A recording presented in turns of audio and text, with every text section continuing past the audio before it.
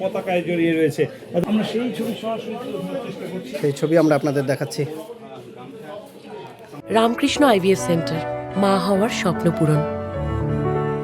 নির্ভরযোগ্য চিকিৎসা এখন আপনারই শহরে, জীবনরেখা হসপিটাল। এরা তো সব সম্পত্তি মনে করতো, এরা যেটা থানা, একসময় যে থানা আমাদের, সেই থানাকেও তারা ভাবতো যে ক্লাব ঘর, সেখানে নেতারা গিয়ে আড্ডা মারতো।